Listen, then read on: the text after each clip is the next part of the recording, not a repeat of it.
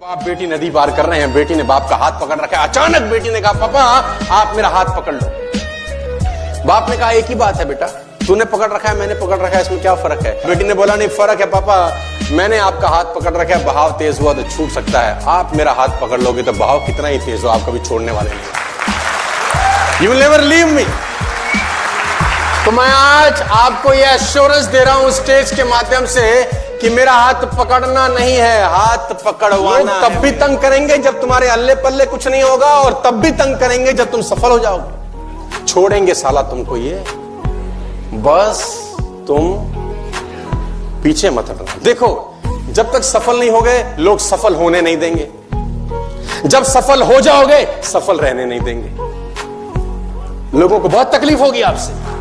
जब तक सफल होगे नहीं सफल होने नहीं देंगे, जब सफल हो जाओगे सफल रहने नहीं देंगे। बात गांठ बांध लो, अगर चुनौती आ रही है तो समझ लो दुनिया बदलने वाला काम कर रहे हो। अगर चुनौती आ रही है तो समझ लो दुनिया बदलने वाला काम, क्योंकि वे तो नौकरी में तो कोई चुनौती नहीं है। सुबह भिंडी ले गए, दोपहर खाई, शाम खत्म, कोई चुनौती नहीं है, मस्त जा मस्त आ। एक ही चीज बदलेगी रोज, तेरी सब्जी, और कुछ नहीं बदलेगा। मैं नकारात्मक नहीं हूं लेकिन सच्चाई बता रहा हूं। Job can only give you living my dear friends, network marketing can give you life.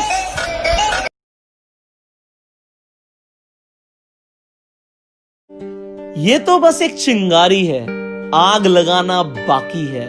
देख लिए जो सपने खुली आंखों से, उन्हें पूरा करना बाकी है। लाख आएंगी कठिनाइयां, मुझे पता है, मेरा इम्तिहान अभी बाकी है। खुदा को हो मुझ पे फक्र, अभी ऐसा कारनामा बाकी है। अभी तो नापी है जरा सी जमीन, पूरा आसमान फतेह करना बाकी है। जो लोग मुझ पर हंसे, जले या रोके मेरा रास्ता, उनके लिए मेरी जीत का तमाचा काफी है। मां मेरी खुशी से लगा ले मुझे गले, अभी वो काम करना बाकी है। नाम बताने की जरूरत ना पड़े, ऐसा नाम बनाना बाकी है। नींदों को छोड़ दिया मैंने अपनी, तुम्हें जगाना बाकी है।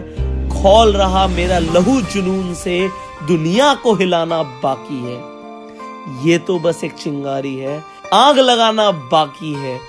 देख लिए जो सपने खुली आंखों से, उन्हें पूरा करना बाकी है। दोस्तों, मेरा नाम पुष्कर राज ठाकुर है और ये पंक्तियां मैंने तुम्हें इसलिए सुनाई है कि जो जुनून की आग तुम्हारे अंदर छुपी हुई है, दबी हुई है, वो बाहर निकले और जो लक्ष्य तुम हासिल करना चाहते हो उसे हासिल करो। आप जिंदगी में कुछ भी अचीव करना चाहते हैं, आप बहुत पैसा कमाना चाहते हैं, आप बहुत बड़े आदमी बनना चाहते हैं, अगर आपने शायद लगा दिया ना, शायद मैं जिंदगी में बड़ा आदमी बनूंगा, तो कभी नहीं हो। फेथ मतलब 100%, आर या पार। या तो विश्वास करो या बिल्कुल मत करो।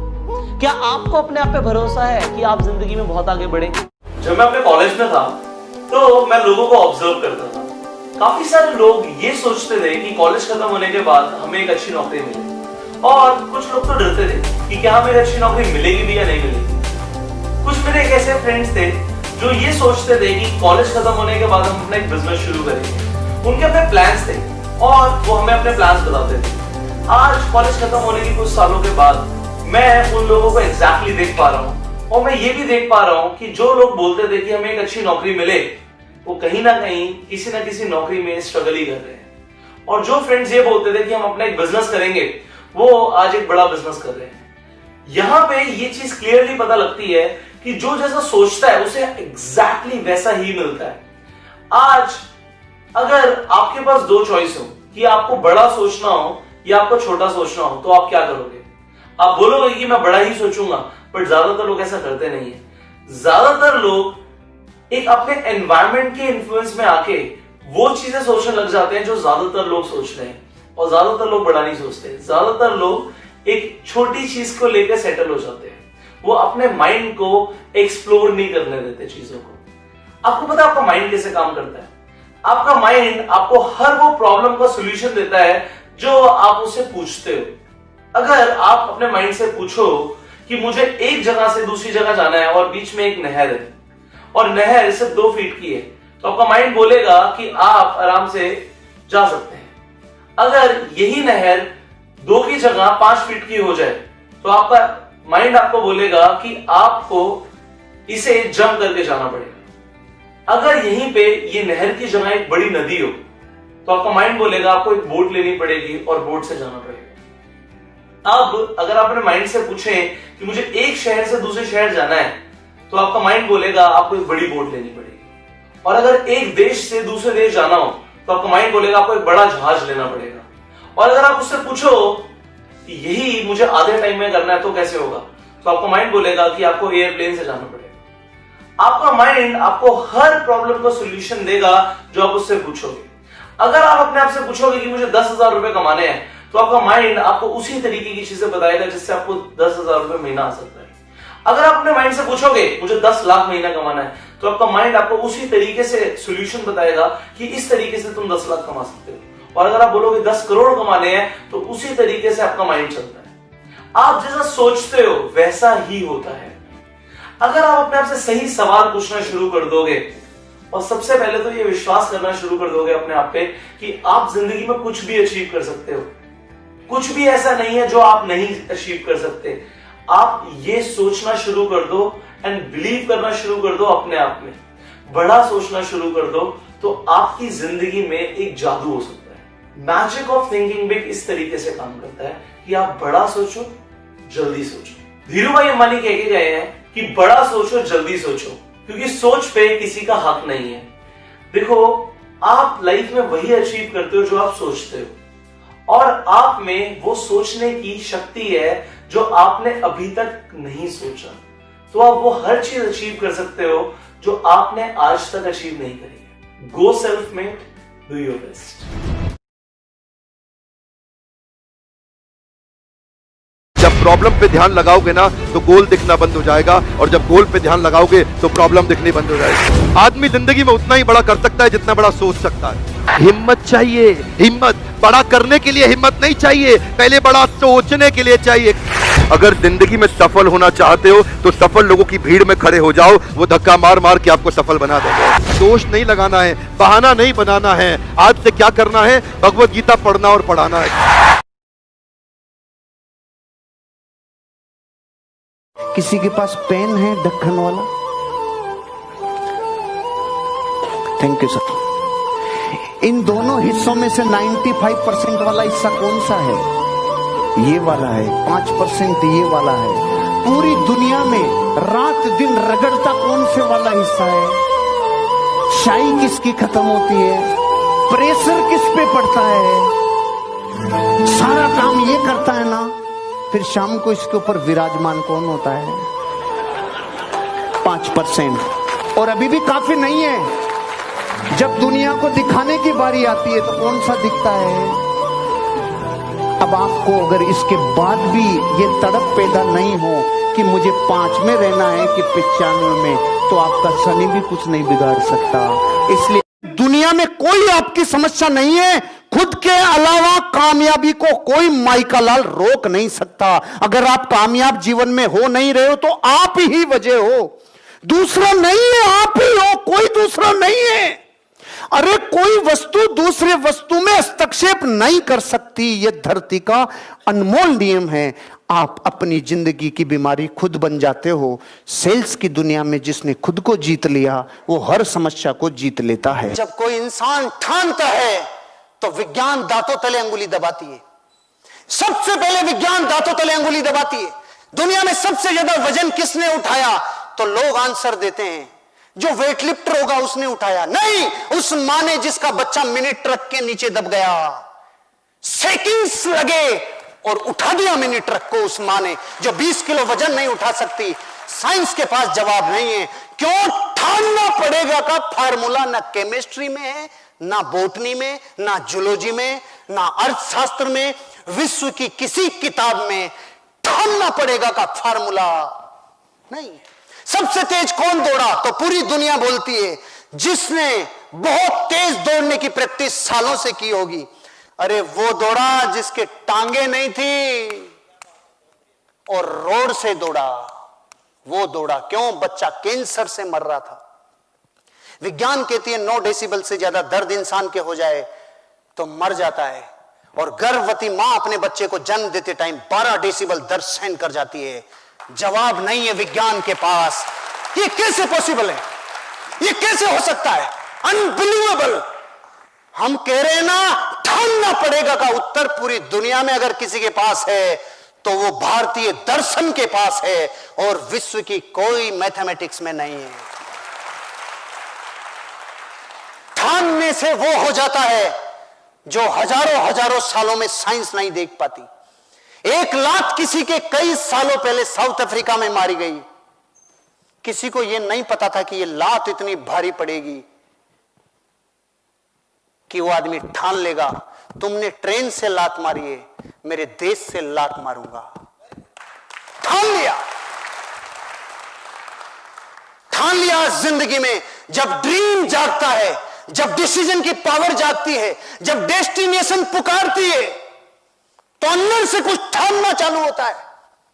अंदर से रात को 3-3 बजे अंगुलियों में खून आ जाते थे ठंड में। सचिन तेंदुलकर के ये हिस्सा किसी ने नहीं देखा। सारी दुनिया को सिर्फ फिनिश प्रोडक्ट पता है। क्रिकेट का भगवान, अरे बना कैसे? रातों प्रैक्टिस, ठाना। अमिताभ बच्चन 400 करोड़ माइनस, यहां से अर्श से सीधा फर्श पे, फिर जिंदगी में ठाना और फिर उठ गया। ये ठानने की जो फिलोसॉफी है ना, ये बेचने वालों को पता चलने के बाद बहुत आगे जाते हैं।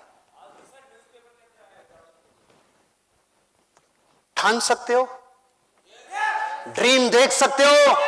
अरे क्योंकि काम कारण के बिना होता नहीं है। मैं आपको बताऊं, इस दीवार को तोड़ो, और तरीके और बताता हूं। इसको सब्बल से, हथौड़े से, बुलडोजर से तोड़ो। आप तोड़ेंगे भाई साहब? और तरीके भी बता दिए तो भी नहीं तोड़ेंगे। और मैं आपको बोलता हूं, जो तोड़ेगा उसको 100 करोड़ रुपया उधर रखा है वो पहले मिलेगा। अब तरीके पूछोगे मुझसे आप? चाहे कोई पत्नी को लाके तोड़े, कोई बाठे से तोड़े, चाहे कुछ भी करे, तोड़ेगा कि नहीं?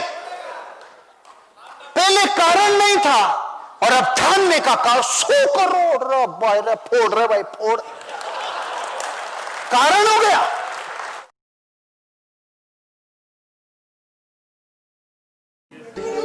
मतलब कि लोग आकर के आपको एडवाइस देते हैं कि तू कर सकता है, नहीं कर सकती। उनको एबीसीडी भी नहीं पता उस फील्ड के बारे में जिस फील्ड में आप जा रहे हो, और आप चलना बंद कर देते हो। तो आप बेवकूफ नहीं हो। एक बेवकूफ और समझदार इंसान में क्या फर्क है कि वो एडवाइस लेगा किससे? जो उस फील्ड में एक्सपर्ट है। फॉलो करेगा किसको? जो उस फील्ड में एक्सपर्ट है। कि भाई मुझे नहीं पता ये कैसे करना है, सिखाओ मुझे। आपको पता है, आपने वो किया हुआ है जो मैं करना चाहता हूं। Teach me how to do, explain it to me. This is a sign off. मैंने अपने पहले भी सेशन में ये बात बोली थी, आज दोबारा से बोलूंगा क्योंकि ये बात समझनी बहुत इंपॉर्टेंट है। 90% से ज्यादा लोग लाइफ में इसलिए नहीं फेल होते हैं कि वो बहुत बड़ा सोचते हैं और उसको अचीव नहीं कर पाते हैं। वो इसलिए फेल होते हैं क्योंकि वो बहुत छोटा सोचते हैं और उसको अचीव कर लेते हैं। तो टैलेंट से कुछ नहीं होता है। फॉर एग्जाम्पल, आपको एक कमाल का क्रिकेटर बनना है, एक सक्सेसफुल क्रिकेटर बनना है, तो उसके लिए क्या चाहिए? टैलेंट चाहिए। और टैलेंट मतलब क्या? या बॉल को सही से हिट करना आना चाहिए। अगर आपको एक अच्छा बैट्समैन बनना है तो क्या चाहिए? वहां पे टैलेंट चाहिए, प्रैक्टिस से। तो क्या ये टैलेंट है या स्किल है जिसको डेवलप किया जाता है? तो पहले इस वर्ड को ठीक करो अपनी डिक्शनरी में। टैलेंट कुछ नहीं होता है ना। टैलेंट जब होता ही नहीं है तो उसको पहचानेंगे क्या? तो आपकी एक बहुत बड़ी प्रॉब्लम सॉल्व नहीं हो गई यहां से कि अब अपने टैलेंट वैलेंट में दिमाग लगाना ही नहीं है। किस में दिमाग लगाना है? इंटरेस्ट में।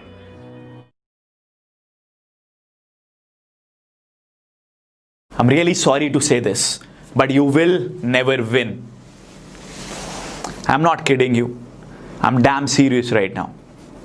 You're never going to win it. You're never going to make it big in life. आपको समझ में आ रहा है ऐसा हो क्यों रहा है? Because you're not willing to change. Because you're not willing to learn.